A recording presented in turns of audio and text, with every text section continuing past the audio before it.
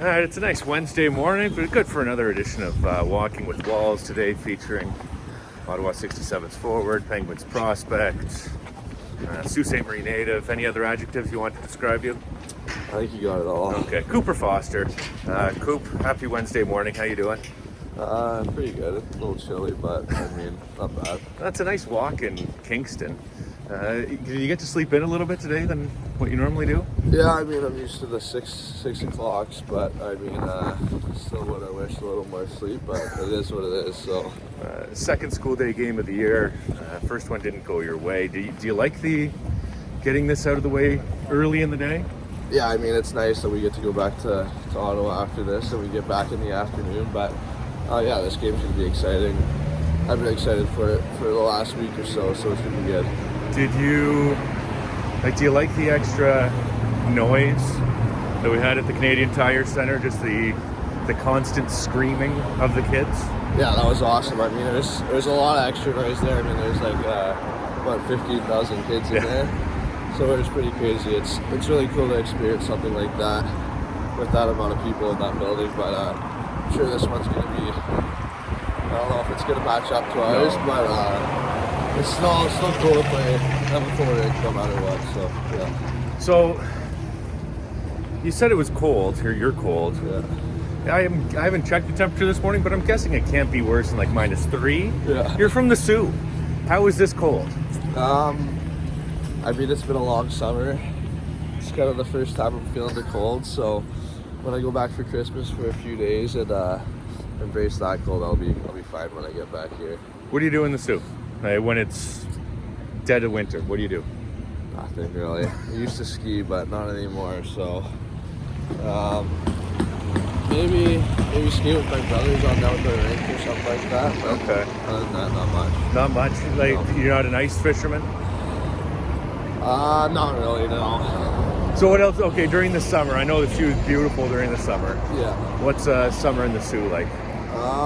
For me, I like one of my buddies has a house out on a lake, inland lake, so I like to go fish there. Out on this boat. I live on Lake Superior, so I like to hang out on the beach, do whatever. We have a boat as well. We also like to golf quite a bit. There's a nice golf course up in the hills, so that's kind of what I like to do. Yeah, it sounds all right. I'm Yeah. going to come for a visit Not this bad. summer. You and Jack Mateer I know. can spend a couple weeks just mooching residence time. 100th OHL game here today, Coop. Yeah. Any memories come back to you, like top of mind memories from your first 99 games in the league? For right now, actually, this building, I think this was where I played one of my first preseason games my first year. So it kind of brings back memories from that, just how much I've kind of changed since then, grown.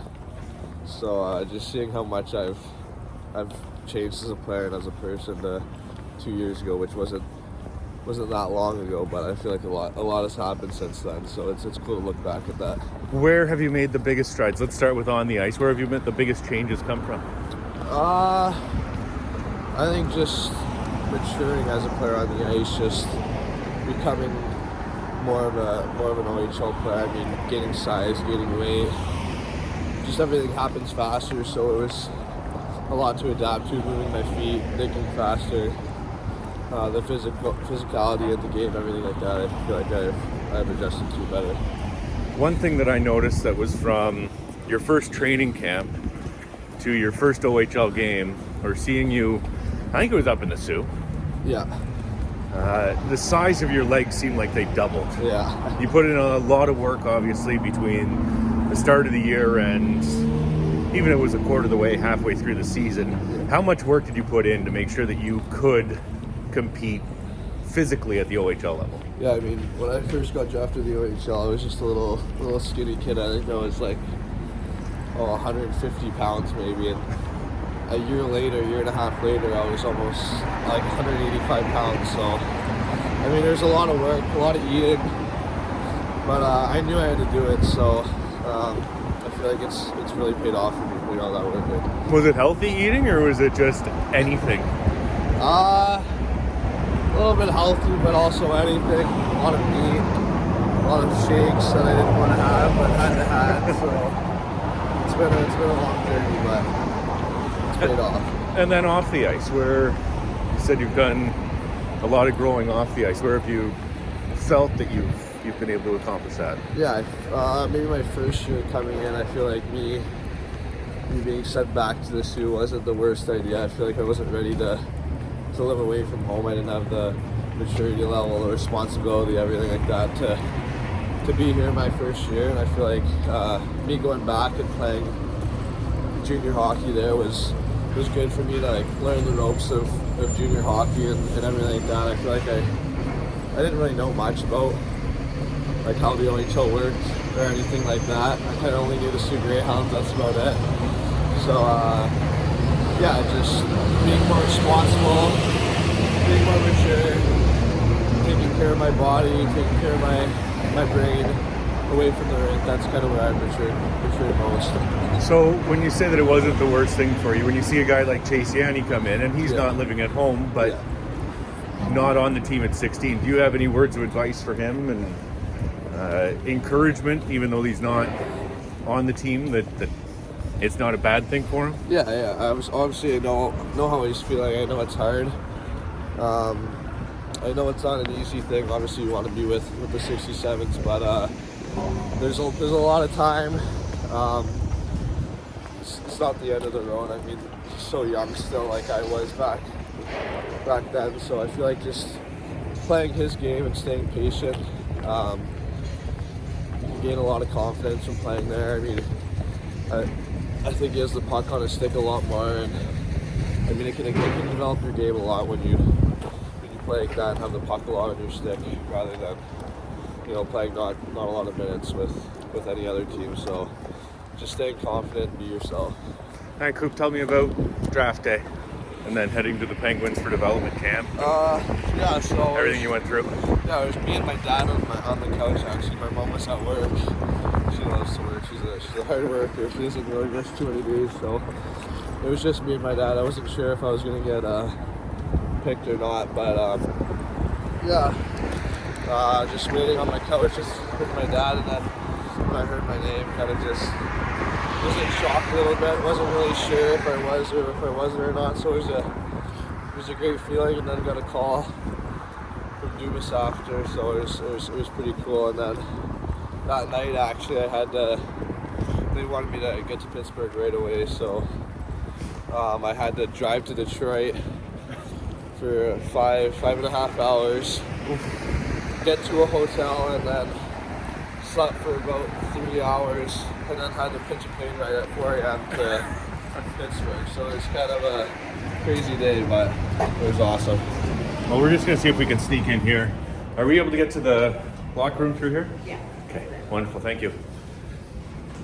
Everybody else walking outside like suckers, Coop. So the experience at the first camp. Yeah. Was it a little bit, the development camp, you're maybe not in awe of some of the players, but what was that experience like to get there and to be able to compete against the best around your age group? Yeah, I mean, it was really cool. It was my first opportunity to be a part of anything like that. So, yeah, it was really good. But I feel like they did a really good job with just kind of making all the players comfortable there first before anything. It was kind of just getting to meet all the staff, getting to meet all the other players there. So as soon as I kind of got there, I felt comfortable pretty quickly. So that was a big help. But yeah, just competing with those guys and everything, it was really cool. But still a lot to go on here for me. And finally, I just want to wrap up. Billets are such a big factor in junior hockey. Yeah. They make a decent junior hockey experience into a good one into a great one, or it can work the other way. Tell us about your billets and your relationship that you have, because I know that big fan. Mine's a pretty special one. It's my mom's sister, actually, Kim, and my uncle Al. So it's pretty special what I have there. Whenever my dad or family comes up, they get to stay in the spare room there. So it's pretty cool that I have that, and just the she's a big fan of me. I mean, it's awesome. I come home from the overtime winner the other night, and she's like screaming and clapping and gives me a hug. So it's pretty cool what I have with her, and she's a big help of what I do every day. Well, thanks a lot for this, Coop. It's been a pleasure, and let's find a way to warm up a little bit. Awesome. I'm freezing. Oh my god. Where do we put our bags and stuff? That's a great question.